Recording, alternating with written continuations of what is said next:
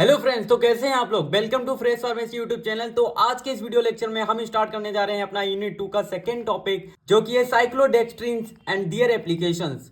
Guys, पिछले lecture में मैंने सॉल्वेंट्स और सॉल्युबलाइजर्स दोनों टॉपिक कवर कर लिए थे, जो कि यूनिट 2 का फर्स्ट टॉपिक था, जो कि कवर हो चुका है। अगर आपने वो वाली वीडियो नहीं देखी है तो वो वाली वीडियो जरूर देख लेना। और मैंने फर्स्ट यूनिट भी कंप्लीट कर चुका हूं मैं, तो उसके नोट्स में साइट पर अपडेट कर चुका हूं। अगर आपको अभी तक नहीं मिले हैं तो एक बार जरूर चेक करिएगा।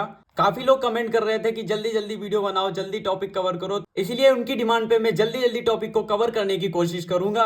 जल्दी से जल्दी आपका सिलेबस, आपका सब्जेक्ट का सिलेबस पूरा कंप्लीट हो जाए। तो चलिए शुरू करते हैं अपना सेकेंड टॉपिक, जो कि है साइक्लोडेक्स्ट्रिन्स एंड दियर एप्लीकेशंस। तो सबसे पहले हम जान लेते हैं कि साइक्लोडेक्स्ट्रिन्स क्या होते हैं, और उसके साथ में देखेंगे कि उसके एप्लीकेशंस क्या हैं। तो सबसे पहले देख लेते हैं कि साइक्लोडेक्स्ट्रिन्स क्या होते हैं। पिछले लेक्चर में मैंने आपको बताया था सॉल्वेंट और सॉल्युबलाइजर्स के बारे में बताया था। सॉल्युबलाइजर्स के अंदर मैंने आपको सर्फेक्टेंट, को सॉल्वेंट्स और साइक्लोडेक्स्ट्रिन बताया था। तो अभी तक आपने वो लेक्चर नहीं देखा है तो देख लेना, वहां भी बताया। तो मैं फिर से आपको बता देता हूं यहाँ पर डिफिनेशन। तो डिफिनेशन में अभी आपको दिखा दूंगा कि साइक्लोडेक्स्ट्रिन्स की डिफिनेशन क्या है। वैसे शॉर्ट में यहाँ पे लिखा है कि साइक्लोडेक्स्ट्रिन्स साइक्लिक ओलिगोसेक्राइड्स होते हैं। ठीक है, cyclodextrins are the cyclic oligosaccharides which are made up of several glucose unit. इसका मतलब क्या है, साइक्लोडेक्स्ट्रिन्स जो होते हैं साइक्लिक ओलिगोसेक्राइड्स होते हैं, जो कि ग्लूकोज की कई सारी यूनिट होती हैं, उनसे मिलकर बने होते हैं। ठीक है, अब जो साइक्लोडेक्स्ट्रिन होते हैं उनको हम कैसे यूज करते हैं। Cyclodextrins are used as solubilisers and stabilisers.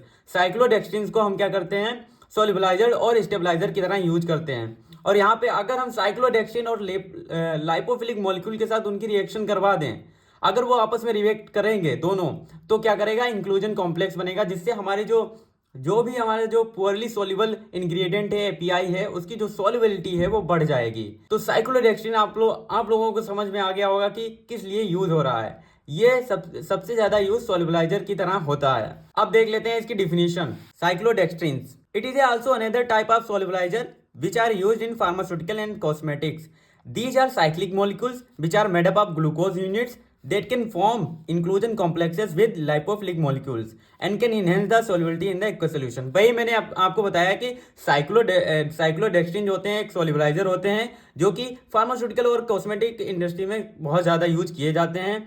और इसमें क्या होता है, ये साइक्लिक मॉलिक्यूल्स होते हैं, और ये जो होते हैं साइक्लोडेक्स्ट्रिन वो ग्लूकोज की यूनिट से मिलकर बने होते हैं। और साइक्लोडेक्स्ट्रिन जब लाइपोफिलिक मॉलिक्यूल के साथ रिएक्ट करता है तो एक हमारा इंक्लूजन कॉम्प्लेक्स बनाता है, जिससे हमारे एक्वस सॉल्यूशन में सोल्युबिलिटी को इंक्रीज करता है। तो हमने देख लिया कि साइक्लोडेक्स्ट्रिन क्या होता है। अब हम देख लेते हैं कि साइक्लोडेक्स्ट्रिन कितने टाइप का होता है। There are 3 main types of साइक्लोडेक्स्ट्रिन।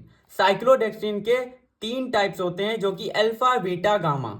ठीक है, अल्फा क्या होता है, अल्फा साइक्लोडेक्स्ट्रिन, बीटा साइक्लोडेक्स्ट्रिन, गामा साइक्लोडेक्स्ट्रिन। तो सबसे पहले हम देख लेते हैं कि अल्फा साइक्लोडेक्स्ट्रिन क्या होते हैं। Alpha cyclodextrin it is a type of cyclodextrin which have a 6-membered ring structure and are the smallest of the 3 types. अब इसका मतलब क्या है, अल्फा साइक्लोडेक्स्ट्रिन जो होते हैं वो 6-membered ring होती है इनमें। ठीक है, 6-membered रिंग का स्ट्रक्चर होता है इनका। और जो तीनों टाइप हैं आपके अल्फा, बीटा, गामा, इन तीनों साइक्लोडेक्स्ट्रिन से अल्फा साइक्लोडेक्स्ट्रिन जो होता है सबसे छोटा होता है। They are more suitable in water and used in food and cosmetic sector as encapsulating agent and flavouring agent. देखो, ये जो होते हैं अल्फा साइक्लोडेक्स्ट्रिन, ये वाटर में सोल्यूबल होते हैं, और जो हमारी फूड इंडस्ट्री है, कॉस्मेटिक सेक्टर है, वहां पे क्या होता है, फ्लेवरिंग एजेंट और इनकैप्सुलेटिंग एजेंट की तरह यूज होते हैं। अब हमारा दूसरा आता है बीटा साइक्लोडेक्स्ट्रिन। बीटा साइक्लोडेक्स्ट्रिन क्या होते हैं, it has 7-membered ring structure and are the most commonly use type in pharmaceutical products. जो हमारे फार्मास्यूटिकल प्रोडक्ट होते हैं उसमें सबसे ज्यादा यूज किया जाने वाला बीटा साइक्लोडेक्स्ट्रिन होता है, जिसमें क्या होते हैं 7-membered रिंग स्ट्रक्चर होता है। आपने देखा अल्फा में क्या होता है, अल्फा में 6-membered रिंग स्ट्रक्चर था।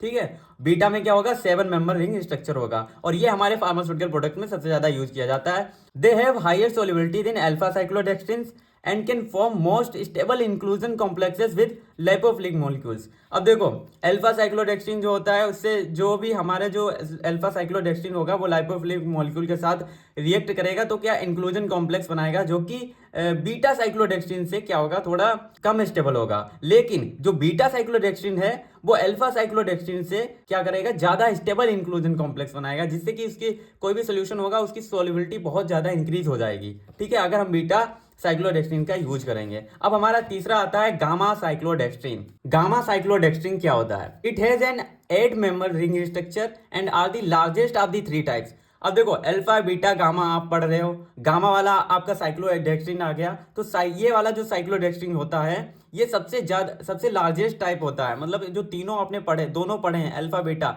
उनसे सबसे लार्जेस्ट जो होता है वो होता है आपका गामा साइक्लोडेक्स्ट्रिन, ठीक है। और इसमें क्या होते हैं, 8 मेंबर रिंग स्ट्रक्चर होता है। आपने अल्फा में देखा 6 था, बीटा में 7 मेंबर रिंग था और इसमें 8 मेंबर रिंग है। Gamma cyclodextrins have the highest solubility and can form the most stable inclusion complexes with larger lipophilic molecules. अब देखो यहाँ पर क्या बात हो रही है कि ये जो होते हैं, अब जो बीटा साइक्लोडेक्स्ट्रिन थे उनसे भी काफी ज्यादा ये हाईली सॉल्युबल होते हैं। और ये जो होते हैं लाइपोफिलिक जो मॉलिक्यूल्स होते हैं, जो लार्जर अमाउंट में हैं लाइपोफिलिक मॉलिक्यूल, उनके साथ मिलके इंक्लूजन बहुत ज्यादा स्टेबल इंक्लूजन कॉम्प्लेक्स को बनाते हैं। तो यहाँ पर हमने देख लिया कि साइक्लोडेक्स्ट्रिन्स क्या होते हैं, साइक्लोडेक्स्ट्रिन्स के हमने टाइप देख लिए। अब हम देख लेते हैं साइक्लोडेक्स्ट्रिन्स के कौन कौन से एग्जांपल्स हैं। देखो मैं आपको क्लियर कर दूं कि साइक्लोडेक्स्ट्रिन के नाम से आप कंफ्यूज मत होइएगा। साइक्लोडेक्स्ट्रिन क्या है, मैंने पिछले लेक्चर में आपको पढ़ाया था सॉल्वेंट्स एंड सॉल्युलाइजर्स, ये एक सॉल्युलाइजर ही है, ठीक है। तो इसका एग्जांपल हम देख लेते हैं। मैंने आपको अभी बताया कि बीटा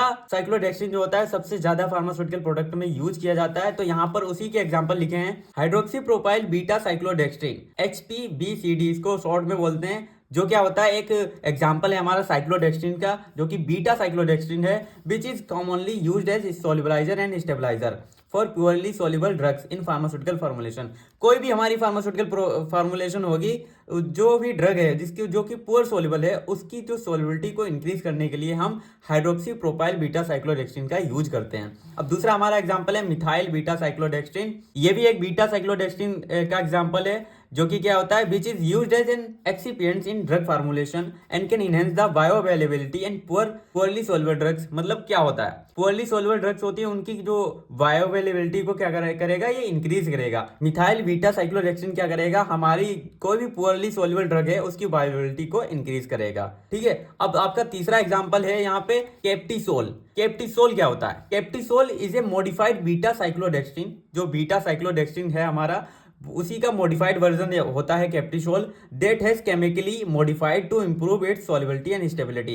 कोई भी हमारी ड्रग, कोई भी फार्मुलेशन है, उसकी जो सॉल्युबिलिटी और स्टेबिलिटी को क्या करता है, ये इंक्रीज करता है। It is often used as a solubiliser and stabiliser for injectable drugs. जितनी भी हमारी इंजेक्टेबल ड्रग्स हैं उनमें क्या होता है, ये सॉल्युबलाइजर और स्टेबलाइजर की तरह यूज किया जाता है। तो आई होप आप लोगों को समझ में आ गया होगा। ये छोटा सा टॉपिक था, मैंने एक ही लेक्चर में इसको खत्म कर दिया है। और आज का ये लेक्चर मैंने काफी लंबा नहीं रखा है, क्योंकि इसमें एक ही टॉपिक मैंने कवर किया है। ज्यादा लंबा लेक्चर बना देता हूँ तो उसे अपलोड करने में काफी दिक्कत आती है, काफी MB का बनता है, साइज उसका काफी बढ़ जाता है। इसीलिए अब मैं क्या करूंगा, एक एक टॉपिक को जल्दी से जल्दी कवर करूंगा और आपको ऐसे बताऊंगा कि आपको आसानी से समझ में आए। और बाकी अगर आपको वीडियो लेक्चर्स में समझ में नहीं आ रहा है तो आपको हैंड रिटन नोट्स मिल जाएंगे, तो आप वहां से खुद से पढ़कर आसान भाषा में समझ सकते हो। इतना कोई टफ इसमें लिखा नहीं है। अगर आप हैंड रिटन नोट्स आपको नहीं मिलने तो साइट पर जाना, साइट पर आपको फर्स्ट यूनिट के पूरे नोट्स अपलोडेड है, वहां पे मिल जाएंगे। टेलीग्राम चैनल को ज्वाइन कर लेना, वहां पे आपको अपडेट मिलती रहती है कि कौन सा लेक्चर किस टाइम आने वाला है। बाकी लेक्चर आपको अब डेली मिलेंगे। लेक्चर कैसा लगा कमेंट करके जरूर बताना, वीडियो को लाइक कर देना और चैनल को सब्सक्राइब कर लेना, जिससे जो आगे आने वाले लेक्चर हैं उनकी नोटिफिकेशन आपके पास आती रहेगी। और अपने दोस्तों के साथ शेयर करना, जिससे उनकी भी हेल्प हो जाए, एग्जाम नजदीक है। इसी के साथ चलिए मिलते हैं अपनी नेक्स्ट वीडियो में, तब तक के लिए बाय बाय, जय हिंद।